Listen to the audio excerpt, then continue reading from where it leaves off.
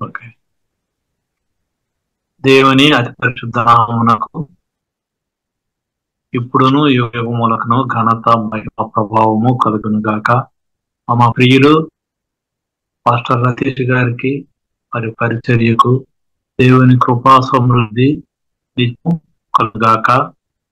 మరి జూమ్ లో పాల్గొన్న ప్రియ విశ్వాసులందరికీ మరి ప్రార్థన పరులందరికీ కూడా ప్రభు నామములో శుభములు తెలియజేస్తా ఉన్నాను.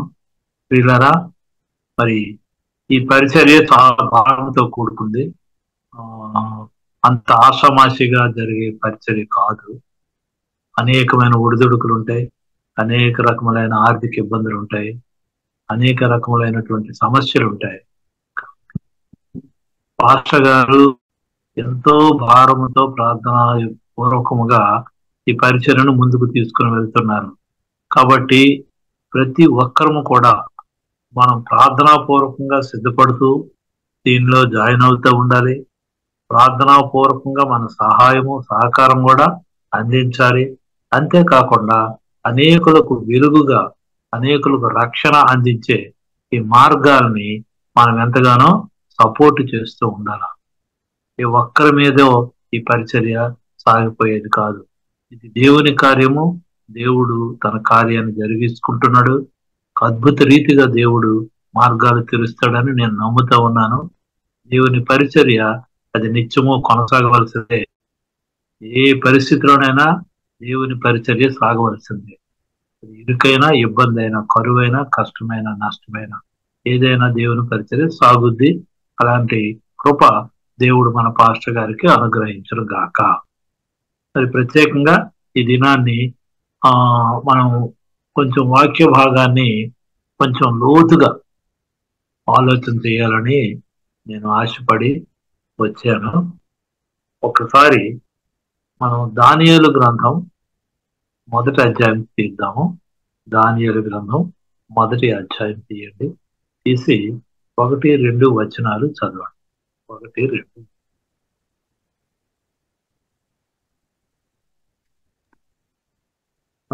దానియేలు గ్రంథం మొదటి అధ్యాయం 1-2 వచనం. యూదా రాజు యెహోయాకీము ఏలుబడిలో 3వ సంవత్సరమున బబులోను రాజు నెబుకద్నెజరు యెరూషలేము మీదికి వచ్చి దాన్ని ముట్టడి వేయగా, ప్రభువు యూదా రాజు యెహోయాకీమును దేవుని మందిరములోని శేషించిన ఉపకరణములను రాజు చేతికి అప్పగించెను గనుక అతడు ఆ వస్తువులను షీనారు దేశంలోని తన దేవ ఆలయమునకు తీసుకొని పోయి తన దేవ ఆలయపు బొక్కసములో ఉంచెను. చాలండి, చాలు. మీదరా ఈ ఇశ్రాయేలునికి ఎప్పుడు పరాయ రాజుల నుంచి థ్రెట్ ఉంటూనే ఉంది. అప్పుడు ఉంది, ఇప్పుడు కూడా ఉంది. మనం చూస్తే బైబిల్ చరిత్ర కూడా మనకు చెప్తున్నది అది. యోధా రాజు యెహోయాకీము రాజుల దినంలో ఈ బబులోను నుంచి నెబుకద్నెజరు వచ్చి యెరూషలేము మీదకి దాడి చేస్తాడు. దాడి చేసి ఏది దొరికితే దాన్ని పట్టుకొని పోతాడు. ఆ బబులోను దేశం ఏమేం పట్టుకుపోయాడని 2వ వచనంలో మనం చూస్తే, యెహోయాకీము దేవుని మందిరములోని శేషించిన ఉపకరణములను ఆ రాజు చేతికి అప్పగించిన గనుక అతడు ఆ వస్తువులను సీనారు దేశములోని తన దేవతాలయమునకు తీసుకుని పోయి తన దేవతాలయపు బొక్కసములో ఉంచెను. అన్య దేవతల దగ్గర ఇక్కడ ఉన్నటువంటి దేవుని మందసపు తాలూకా పరికరాలు, తర్వాత బల్ల తాలూకా పరికరాలు, పరిశుద్ధాలయంలో ఉన్న పరికరాలు అన్ని తీసుకుపోతాడు నెబుకద్నెజరు రాజు. తీసుకుపోయి ఆ దేవతల పక్కనే పెట్టేస్తారు. ఇది ఎంత భయంకరంగా, వినడానికి ఎంత బాధ కలిగించే విషయం అంటే మనం ఒకసారి ఊహించుకుంటే ఆ పెయిన్ మనకు తెలుస్తుంది. ఒక పరిశుద్ధ దేవుడు, మహాశక్తి సంపన్నుడు, ఆయన ప్రజలు కూడా శక్తి సంపన్నులు, ఆయనను అనుసరించిన వారు కూడా శక్తి సంపన్నులే, ఆయనతో ఉన్నవారు కూడా బలవంతులే. అలాంటి వారిని ఈ నెబుకద్నెజరు అనే రాజు యెహోయాకీము రాజు ఏలుబడిలో యుద్ధము చేసి వారిని ఓడించి, అంటే దేవుడే అప్పచెప్పాడని ఇక్కడ వాక్యం సెలవిస్తుంది. దేవుడు అన్య రాజులకి యెహోయాకీమును, అంటే ఇతను కూడా దేవునికి అనుకూలంగా నడవలేదు. దేవునికి అనుకూలంగా నడవక ఇతర రాజులు జోక్యం చేసుకొని కొంతమంది మనుషులు కూడా తీసుకుని పోతారు. మనుషులు కూడా తీసుకుని పోతారు. ఈ రాజులకున్న ప్రధాన లక్షణం ఏంటంటే ఈ తీసుకెళ్లిపోయిన వాళ్ళని వాళ్ళకి బానిసలుగా చేసుకుంటారు. ఇక్కడ వాళ్ళు దేవుని జనులు, అక్కడేమో వాళ్ళు బానిసలు. మనం 3వ వచనాన్ని ఒకసారి చూద్దాం, ఇంకా కొంచెం వివరంగా మనం మాట్లాడుకుంటే బాగుంటుంది. 3వ వచనం, రాజు అస్పెనజు అను తన నపుంసకుల అధిపతిని పిలిపించి అతనికి ఇలాగూ ఆజ్ఞాపించెను. ఇశ్రాయేలులలో రాజవంశములలో ముఖ్యులై లోపము లేని సౌందర్యమును సకల విద్యా ప్రవీణతయు కలిగిన జ్ఞానము తత్వజ్ఞానము తెలిసిన వారై రాజు నగరనందు నిలువుదగిన కొందరు బాలులను రప్పించి కల్దీయుల విద్యను భాషను వారికి నేర్పుము. ఇంకా 5వ వచనం కూడా, మరియు రాజు తాను భుజించు ఆహారములో నుండి తాను పానము చేయు ద్రాక్షారసముల నుండి అనుదిన భాగము వారికి నియమించి 3 సంవత్సరములు వారిని పోషించి పిమ్మట వారిని తన ఎదుట నిలువబెట్టినట్లు ఆజ్ఞ ఇచ్చాను. ఇక్కడ గమనించండి ప్రియులారా, ఏమవుతుందంటే నెబుకద్నెజరు అనే రాజు ఈ యెహోయాకీము అనే రాజును ఓడించేసి అక్కడున్న ఎన్ని మంచి రాజమందిరములో ఉండి తత్వజ్ఞానం తెలిసిన వారు, సకల విద్య ప్రావీణ్యము కలిగిన వారు, చాలా మంచి ఎన్ని క్వాలిటీస్ ఉన్న వాళ్ళు ఎంచుకున్నాడంటే ఒక్కొక్కటి మనం చూస్తే లోపము లేని సౌందర్యం ఉండాలి. దైవజనులకి దేవుడిచ్చే గుణాలు ఇవి, బాహ్య గుణాలు కాదు, లోపలుండే గుణాలు. ఏంటివి? 1 లోపము లేని సౌందర్యం, 2 సకల విద్యా ప్రవీణత, జ్ఞానము తత్వజ్ఞానము తెలిసిన వారై రాజు నగరనందు నిలువదగిన కొందరు బాలులను రప్పించి కల్దీయుల విద్యను భాషను వారికి నేర్పించు. ముందు ఏం చేస్తారంటే వీళ్ళు బానిసగా తీసుకెళ్ళిపోతారు. ఇతను కొందరిని సెలెక్ట్ చేసుకొని ఆ నపుంసకులధిపతికి చెప్తాడు, ఇక్కడ ఉన్న వాళ్ళని కొందరిని తీసుకొచ్చి వారిని బానిసలుగా ఉంచినప్పుడు వాళ్ళు ఎలాంటి వాళ్ళు ఉండాలో సెలెక్ట్ చేసుకొని తీసుకొస్తే ఆ సెలక్షన్ లో ఆ నెగ్గిన వారందరినీ కూడా తీసుకొచ్చి తన దగ్గర 3 సంవత్సరాలు రాజు ఏ భోజనం అయితే తింటాడో, రాజుకి ఏ ఆహారం అయితే సప్లై చేయబడుతుంటుందో ఆ ఆహారం పెట్టి 3 సంవత్సరాల తరువాత వారిని తన ఎదుటికి తీసుకురమ్మంటాడు. ఇక్కడ జాగ్రత్తగా ఆలోచించండి, చాలా జాగ్రత్తగా ఆలోచించాలి, ఆత్మీయంగా ఆలోచించాలి. ఏమి జరుగుతుంది ఇక్కడ? ఆ నపుంసకుల అధిపతి ఏం చేశాడంటే ఎవరెవరిని తీసుకొచ్చాడో మనకి 6వ వచనంలో ఉంటుంది. యూదులలో నుండి దానియేలు, హనన్య, మిషాయేలు, అజర్యా అనువారు వీరిలో ఉన్నారు. నలుగురు పేర్లు కూడా చూడండి, నలుగురు పేర్లు కూడా జాగ్రత్త చూడండి.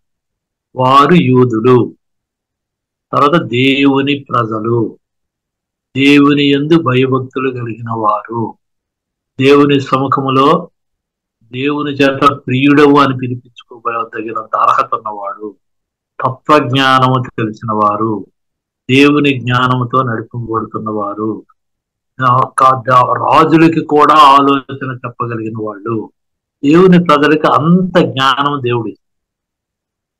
అయితే ప్రియులారా, ఇక్కడ వాళ్ళ పేర్లు మనం గమనిస్తే పేరు అనేది ఎందుకు? పేరు అంటే ఏంటి? పేరు వల్ల ఉపయోగం ఏంటి? మనం ఆలోచన చేస్తే పేరు అనేది ఒక గుర్తింపు. పాస్టర్ రతీష్ అంటేనే ఒక గుర్తింపు. అలాగే నన్ను ప్రభుదాస్ గారు అంటేనే గుర్తింపు. ఈ గుర్తింపు మన తల్లిదండ్రులు మనకి ఇచ్చింది. తద్వారా దేవుని ద్వారా మనకు కలిగినటువంటి గుర్తింపు. దేవుడు మనకు గుర్తింపు ఇచ్చాడు. వీరు విశ్వాసులు, వీరు నా ప్రజలు, వీరికి ఈ రకమైనటువంటి ఆధిక్యతలు ఉంటాయి, అధికారాలు ఉంటాయి, ఎల్లప్పుడూ వీరు నాతోనే ఉంటారు. కాబట్టి వీళ్ళు నా మనుషులను ఒక గుర్తింపు, ఐడెంటిఫికేషన్ పేరు. ఆ ఐడెంటిఫికేషన్ కలిగి ఉన్నటువంటి వీళ్ళు పక్కా ఆధారంతోనే ఉన్నారు, పక్కా నమ్మకంతో ఉన్నారు. అయితే చెరపట్టబడ్డారు కాబట్టి పూర్తిగా ఇక్కడికి వచ్చేసారు. బబులోని దేశంలోకి వచ్చిన తర్వాత ఆ రాజు సముఖంలో ఉన్నారు. ఆ నపుంసకుడికి కప్పచెప్పారు. ఆ నపుంసకుడు వీరిని పట్టుకొని వారికి కల్దీయుల భాష, వాళ్ళ దేశం భాష మాట్లాడకూడదు, ఆ ఇజ్రాయెల్ దేశం తాలూకు కల్చర్ ఉండకూడదు, ఆ ఇజ్రాయెల్ తాలూకు నాగరికత ఉండకూడదు. వీరు తల్లిదండ్రుల దగ్గర నేర్చుకున్నటువంటి ఆ సహజ సిద్ధమైనటువంటి ఆ భావజాలము, ఆ నీతి, ఆ భక్తి ఉండకూడదు. ఏం ఉండడానికి వీల్లేదు. ప్రస్తుత పరిస్థితులు కూడా అలాగే ఉన్నాయి కదా, మీరు గమనించండి. సొసైటీలో మన సమాజంలో అదే పరిస్థితి ఉంది. ఆనాడు ఏ పరిస్థితి ఉందో ఇప్పుడు కూడా అదే పరిస్థితి ఉంది. బహిరంగంగా మాట్లాడొద్దు, బహిరంగంగా సువార్త చేయొద్దు, బహిరంగంగా మీటింగులు పెట్టొద్దు, వాళ్ళ మీద దాడులు చేస్తాం మేము, వాళ్ళ చర్చలు కూలగొడతాం, ఇంటి దగ్గర పెడితే ఒప్పుకోము. ఇవన్నీ ఆనాటి నుంచి జరుగుతున్నవే. అయితే ఇక్కడ ఈ నలుగురు దైవజనులు వాళ్ళు తీసుకున్నటువంటి స్టాండ్ మనం ఈ దినాన్ని నేర్చుకున్నాం. వాళ్ళకున్న గుర్తింపు వాళ్ళ పేర్లు, వాళ్ళకున్న గుర్తింపు వారు నమ్ముకున్న దేవుడు, వారికున్న గుర్తింపు వారు అనుసరించిన మార్గాలు, నీతిని అనుసరించి నడుచుకున్నారు. ఇందులో భాగంగా మీకు ఇంకొక వాక్యాన్ని చూపించాలని చూస్తున్నాను. ఆదికాండం మనం ఒకసారి చూస్తే, ఆదికాండము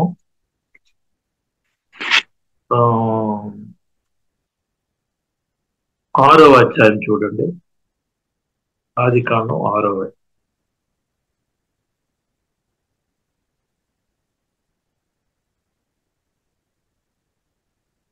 తీసారా? 6వ అధ్యాయం 6వ అధ్యాయం చెప్తాను.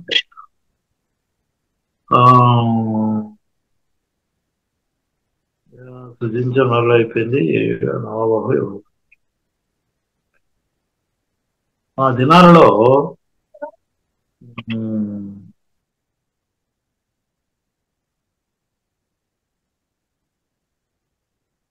సృష్టించి 8వ వచనంలో ఉంది. ఏముందంటే,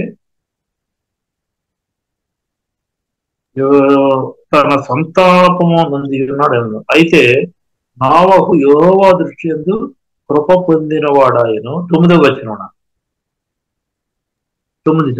9 నోవహు వంశావళి ఇదే.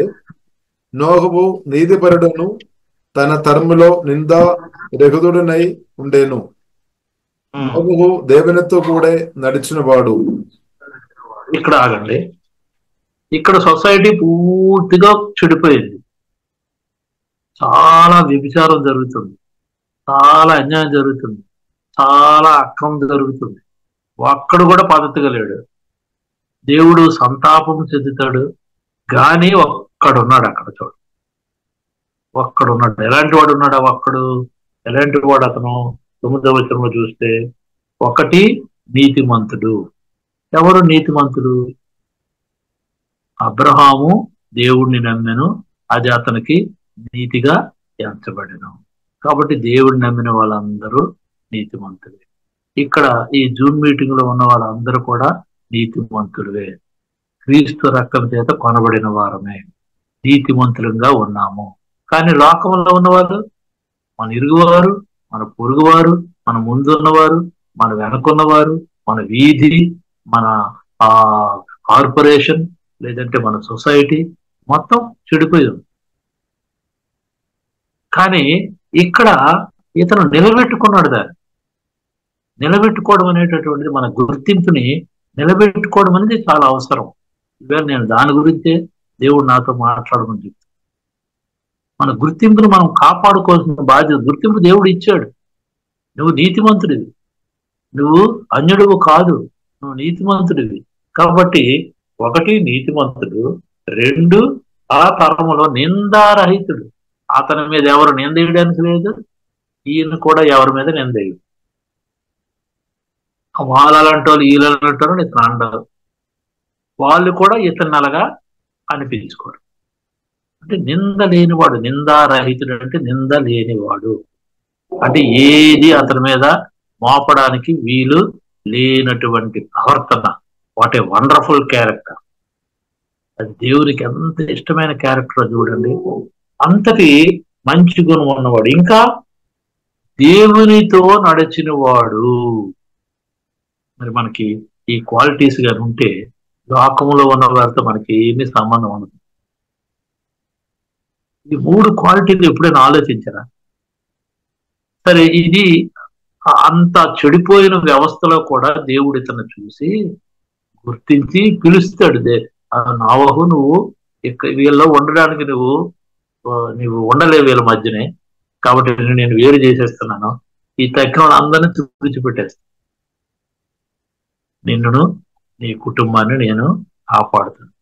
నీవు అనేక జనములకు తండ్రి అవుతావు. నీ కొరకు ఒక వాడ సిద్ధం చేసుకోండి. చూసారా, నీతిమంతుడు, నిందారహితుడు, దేవునితో నడిచిన వాడు. ప్రతి దినము మనల్ని ఈ రకంగా మనం రూపాంతరపు స్థితిలోకి వెళ్తాం. వాక్యాన్ని చదువుతూ ఉండడం అంటే దేవునితో నడవడం, ప్రార్థన చేయడం అంటే దేవునితో నడవడం, స్తుతించడం అంటే దేవునితో నడవడం, దేవుని సంబంధించిన మాటలు, వాక్యాలు, వాగ్దానాలు మనం పలకడం అంటే మనము నిందలేని వారము, దేవునితోనే అనుబంధం ఉన్నవారు. నీతిమంతులం అంటే ఆయన స్వరక్తమిచ్చి కొనబడిన వారము. ఇన్ని ఉత్తమ గుణాలు మనకు ఉంటూ ఉండగా ఇంకా మనకు లోకమే కావాలి, ఇంకా మనకు మనుషులే కావాలి, ఇంకా మనకు వాళ్ళతోనే పని ఉన్నాయి, ఇంకా మనం వాళ్ళతోనే సహవాసం, ఇంకా మనం వాళ్ళతోనే వాళ్ళ ఆచారం వాళ్ళ వారంలో ఉంటే ఏం ప్రయోజనం, ఉపయోగం ఏముంది? ఇక్కడ మనం ఇందాక చదువుకున్న జ్ఞాన భాగంలో, దానియేలు గ్రంథంలో, అక్కడ వారి పేర్లు మార్చడానికి ఆ నపుంసకుల అధిపతి పేర్లు మార్చేస్తారు. వాళ్ళ పేరు అంటే గుర్తింపును పోగొట్టాలనే కదా. అక్కడ ఉన్న ముద్రలు, జ్ఞాపకాలు ఏముండొద్దు, యేసుక్రీస్తు ముద్రలు ఏముండొద్దు, యేసుక్రీస్తు మాటలే ఉండొద్దు, మీ చుట్టుపక్కల ఈ స్వరాలు వినబడకూడదు. ఖచ్చితంగా మీరు మా మార్గం అనుసరించవలసిందే అని ఆ నెబుకద్నెజరు రాజు ఒక ఆర్డర్ వేస్తే ఈ నపుంసకుల అధిపతి వాళ్ళ పేర్లు మార్చేసి అవి ఏంటంటే, ఈ పేర్లు మార్చడం అనేటువంటిది మన ఐడెంటిటీని చేంజ్ చేసాడు అన్నమాట. మన గుర్తింపుని మార్చాడు, మనకు దేవునితో ఉన్న అనుబంధాన్ని మార్చాడు. ఆ పేరుని పెట్టి పిలువబడకుండా వీళ్ళు పెట్టిన పేర్లలోనే వాళ్ళకి ఏమని పేరు పెట్టాడు? ఒకరికి బెల్తషాజరు, ఇంకొకడికి శద్రకు, ఇంకొకడికి మేషకు, ఇంకొకడికి అబేద్నెగో అని పేర్లు పెట్టాడు. అవి నెబుకద్నెజరు రాజు రాజ్యములో బబులోనులో పెట్టబడిన పేర్లు. వీళ్ళకు మనం ఎందరిని ఇప్పుడు వాళ్ళని ఏమని పిలుస్తున్నాం ఇప్పటికీ కూడా? బెల్తషాజరు అంటే దానియేలుకు రెండో పేరుని దానియేలు అని అంటాం. దానియేలు, శద్రకు, మేషకు, అబేద్నెగోలు మాత్రం ఆ పేర్లు ఇప్పటికీ మనం వాడుతూనే ఉన్నాం. అవి బబులోను దేశంలో వాళ్ళు పెట్టిన పేర్లు. ఆ పేర్లని బట్టి వాళ్ళేమో ఏది ఏమైనా నువ్వు ఏ పేరు పెట్టుకో, మమ్మల్ని ఏమాట చేసుకో, మేము నమ్మిన దేవుడిని వదలము, మేము దానిలోనే ఉంటామనే ఒక గొప్ప సంకల్పం పెట్టుకొని వాళ్ళేమో నిలబడినట్టుగా అక్కడ మనం చూస్తూ ఉంటాం. ఇంకా మనం చూస్తే కొంచెం క్రిందకి మనం వెళితే చూడండి, గమనించండి, వాళ్ళ పేర్లు మార్చేస్తాడు. మార్చేసిన తరువాత రాజు భుజించిన 8వ వచనం చదువుతున్నాడు. 8వ వచనం, రాజు భుజించుచు బోధనమును పానమును చేయు ద్రాక్ష రసమును పుచ్చుకొని తను అభ్యంతరపరచుకోనకూడదని దానియేలు ఉద్దేశించి తాను ఇక్కడ ఆగండి, ఒక్క నిమిషం ఆగండి, ఒక్క నిమిషం. దానియేలు మనసులో ఏముందంటే, ఆ నపుంసకుడు రాజు భోజనం పెట్టమని రాజు చెప్పాడు. రాజు భోజనం అంటే 101 పదార్థంతో ఉంటుంది ప్రతి పూటకు.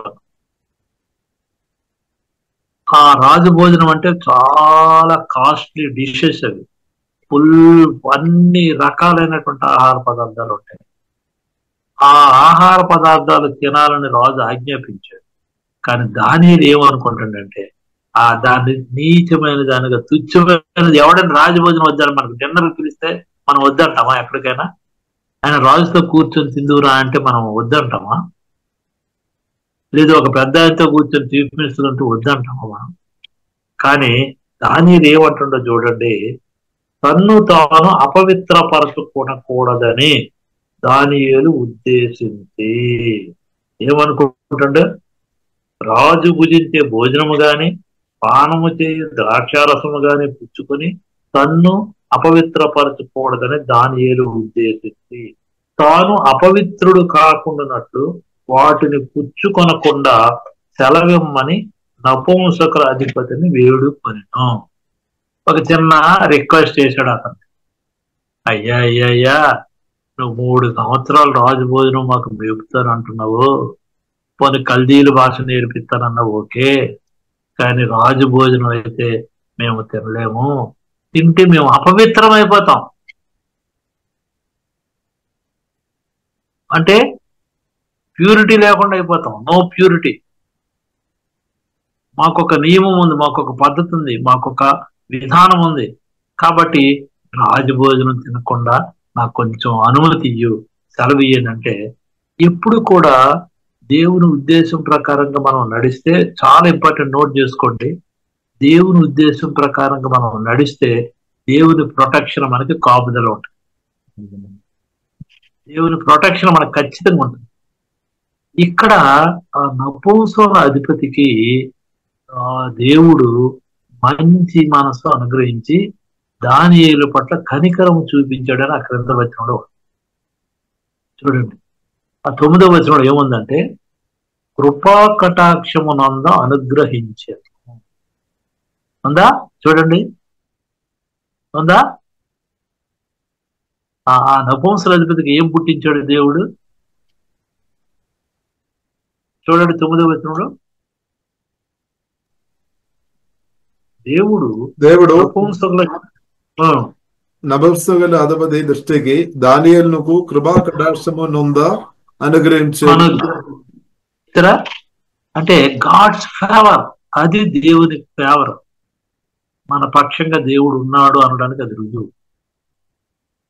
అతను ఖచ్చితంగా చెప్పగలడు, నో, నాకు రాజు ఆజ్ఞేశాడు కాబట్టి నువ్వు ఇలా చెప్తే నేను ఊరుకోను, నేను తంతాను, కొడతాను, శిక్షిస్తానని చెప్పొచ్చు అతను.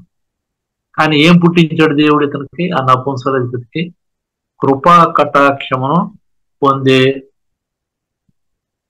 అదనమాట. అది ఆ ఫేవర్ అనేటటువంటిది దేవుని చిత్తం, మనకు కూడా వస్తుంది అలాగా. When we look unto God, when we pray God, when we read God's word, God's favor, God's will మనలో జనరేట్ అవుతూ ఉంటుంది. ఇతరులో కూడా మనం మాట్లాడుతుంటే జనరేట్ అయిపోతాం. ఇది అర్థం చేసుకోవాలని మిమ్మల్ని చాలా కొన్ని డీప్ కాన్సెప్ట్, ఇది అర్థం చేసుకోవాలని నేను కోరుతున్నాను. మీ మీద దేవుని కృప కటాక్షం ఉండొచ్చు, ఇతరుడికి కూడా కలగాలి కదా. మీరు దేవుని మార్గంలో నడవచ్చు, ఎదుటోడు కూడా అలాగా ఈ మాట వినగలగాలి కదా. అందులో అధికారి వినడం అంటే సామాన్యం కాదు కదా. అది నెబుకద్నెజరు రాజు ఆజ్ఞ. అది వీళ్ళకి 3 సంవత్సరాలు నువ్వు తిండి పెట్టు, ఆ తర్వాత నా దగ్గరికి తీసుకొని రా అంటే వాళ్ళ ఉద్దేశం ఏంటంటే, చూడండి లోకం ఆలోచనలు ఎలా ఉంటాయో.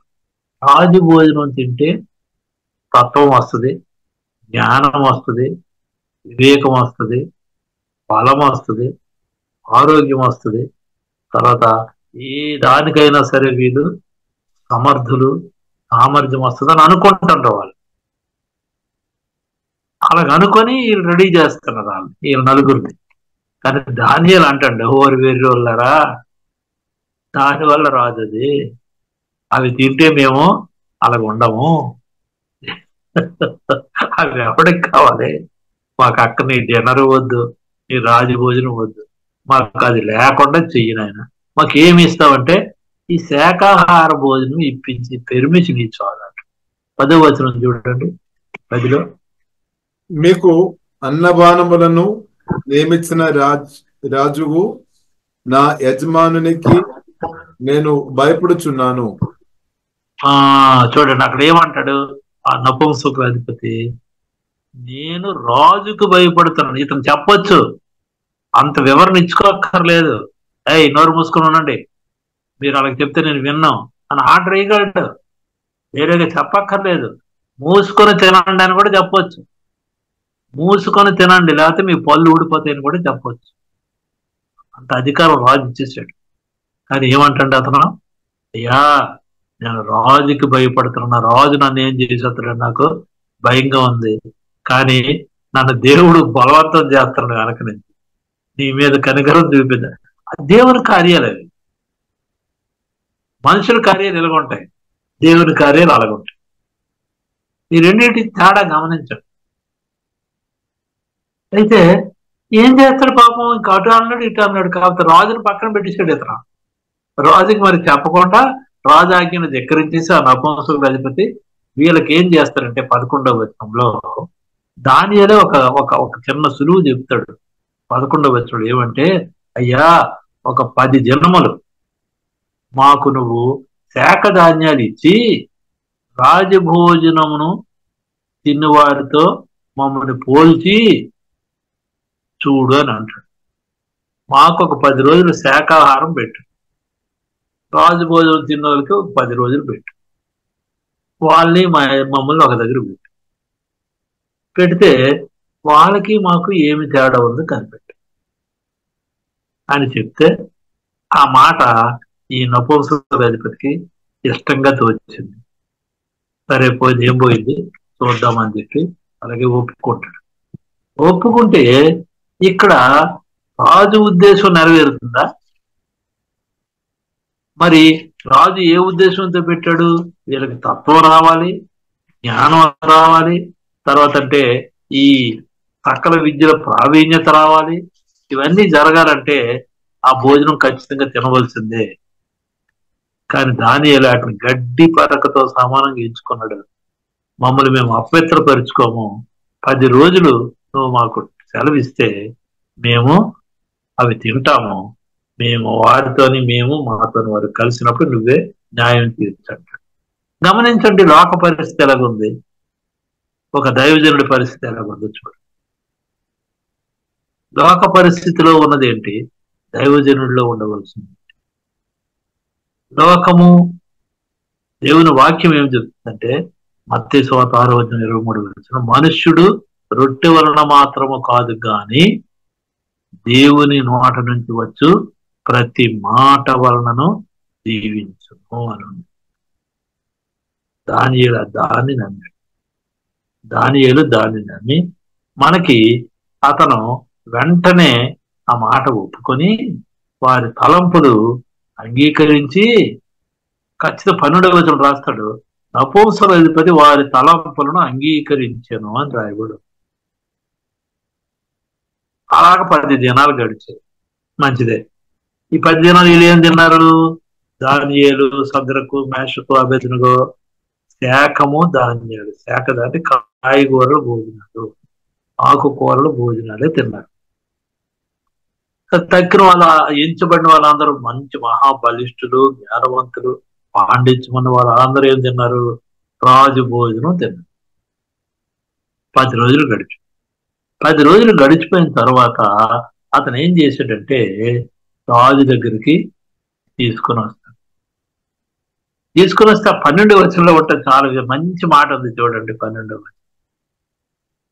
12వ వచనం చూడండి, చదవండి. భోజనమునకు సాగ ధాన్యాదులను, పానమునకు నీళ్లను, మీ దాసుల మగు మాకిచ్చి ఆ, దయచేసి ఆ, 10 దినముల వరకు మమ్మల్ని పరీక్షింపుము. చదవండి చదవండి. పిమ్మట విన్నారు. మా ముఖములను రాజు నియమించిన భోజనము భుజించు బాలుర ముఖములను చూచి నీకు తోచినట్టుగా నీ దాసులమైన మా ఏడల జరిగింపుము.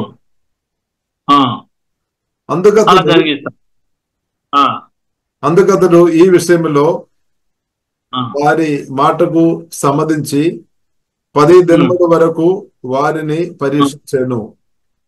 ఓకే, ఇంకా చదవండి కిందనే. 10 దినములైన పిమ్మట వారి ముఖములు రాజు భోజనము భుజించుచు వారందరి ముఖములు కండే సౌందర్యముగాను కళగాను కనబడగా. Praise the Lord. ఎలాగొచ్చింది వీళ్ళకి? వీళ్ళు తినేదేంటి? రాజభోజనం తిన్న వారి కంటే వీళ్ళ ముఖలు బహు తేజస్విగా కనబడతాయి. ఏంటా రహస్యం? ఏంటో సీక్రెట్? దేవునితో నడిచిన వారు నిందారహితులు, నీతిమంతులు, వారు ఇలాగే ఉంటారు. ఖర్జూరపు చెట్టు వలె మొవ్వు వేసి చిగురింతురు, మేటి సారము కలిగి పచ్చగా నుందురు వారు. దేవుని నమ్మిడివారు నీతిమంతులయ్యెదరు, ఆయన ఉచిత కృపలో నీతిమంతులయ్యెదరు. ఓ నీతిమంతుడా, దేవుడు పిలుస్తున్నాడు. లోకంలో ఉన్నావా? దేవునితో ఉన్నావా? లోకస్తులతో నడుస్తున్నావా? దేవునితో నడుస్తున్నావా? నిందలు పడుతూ భారం మోస్తున్నావా? నిందారహితుడిగా ఉన్నావా? దానియేలు, సద్రకు, మేషకు, అబేద్నెగో అని వారు రాజాజ్ఞను కూడా పక్కన పెట్టేసి ఏమి జరిగినా మాకు పర్వాలేదు, ఇంకా మనం ఆ దానియేలు గ్రంథం అంతా చదివితే మమ్మల్ని తినేస్తే తినేని పర్వాలేదు, మాకేం భయం లేదు, కానీ మా దేవుడు మమ్మల్ని రక్షించడానికి సమర్థుడు అంటాడు. ఆ సింహభూంలో దానియేలు పడిస్తే అవి నోరు మూసుకొని అతనికి సేవలు చేస్తుంటాయి. What a great God we have. Is not an ordinary man. అదే నాకు కనిపిస్తుంది. అయితే ఇంత గొప్ప దేవుడు మనకు ఉండగా ఈ లోకము, ఈ భోగభాగ్యం, మోసే ఏం చేశాడు? ఐగుప్తు భోగభాగ్యముల కంటే ఏమంటాడు? ఐగుప్తు భోగభాగ్యముల కంటే నా దేవుని ప్రజలతో శ్రమను అనుభవించుటే నాకు మేలు అంట. ఒకసారి గమనించండి ఈ మాటలు, ప్రతి పదాన్ని మనం గమనించవచ్చు. ప్రతి పదములో దేవుని ఆత్మీయమైన లోతుల్లోనికి మనం ఎక్కడికో మనం తీసుకెళ్ళిపోతుంది.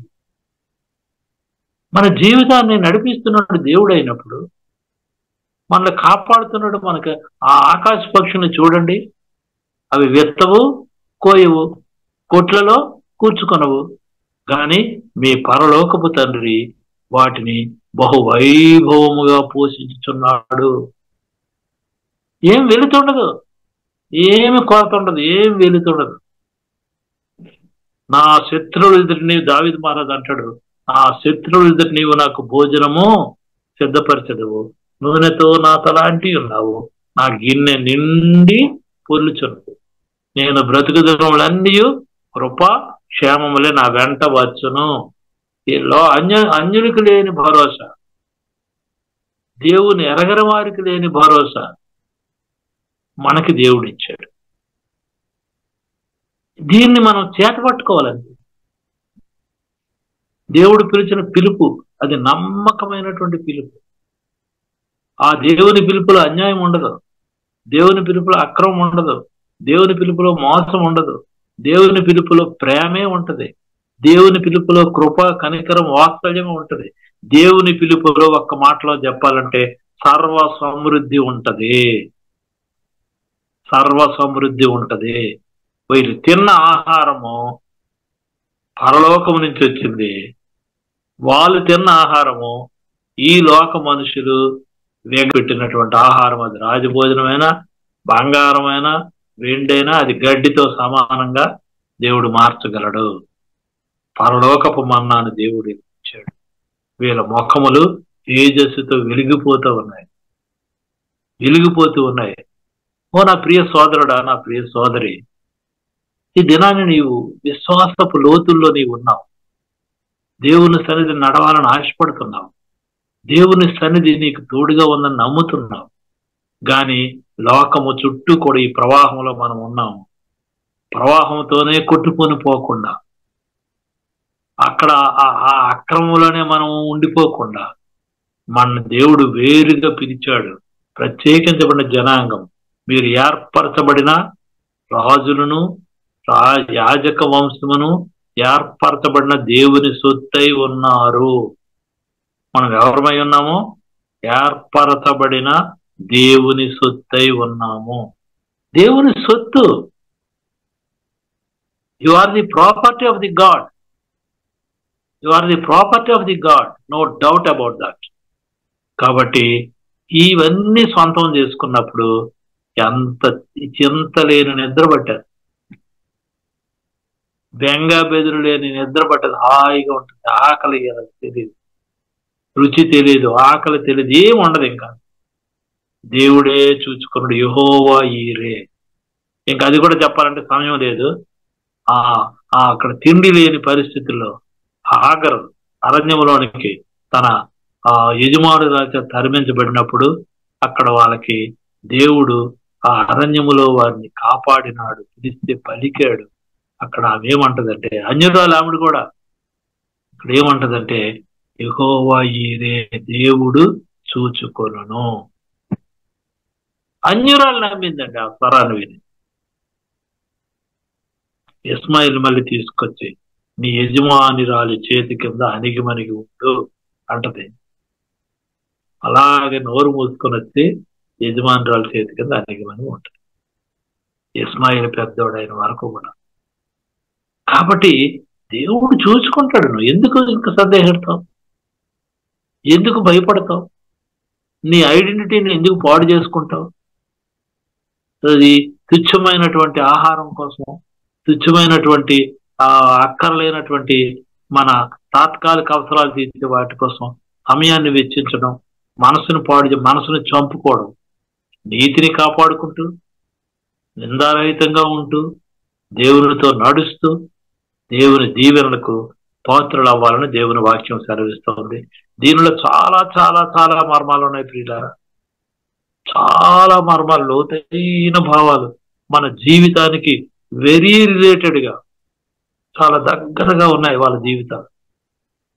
ఆడిన ప్రతి మాట, అన్యుడు పలికిన మాట గాని, రాజులు పలికిన మాట గాని, ఈ దైవజనుడు పలికిన మాటలు గాని చూస్తూ ఉంటే ఆశ్చర్యం వేస్తుంది. ఈ లోక ప్రవర్తనలో, ఈ లోక జీవితంలో మనం జీవించినంత కాలము వీటిని విడిచిపెట్టకుండా గట్టిగా పట్టుకోమని దేవుడు వాక్యం సెలవిస్తుంది. అట్టి కృప మనందరికి దేవుడు దయచేయునుగాక. దేవుడు ఇచ్చిన అవకాశాన్ని బట్టి దేవునికి వందనాలు. పాస్టర్ రతీష్ గారికి, వారి కుటుంబానికి కూడా నా నిండైన దీవెనలు. పాల్గొన్న ప్రతి సహోదరునికి, సహోదరికి నా హృదయపూర్వకమైన నమస్కారం. దేవుడి మాటలు దీవించి. Amen, amen. Thank you uncle. చక్కని వాక్యం దేవుడు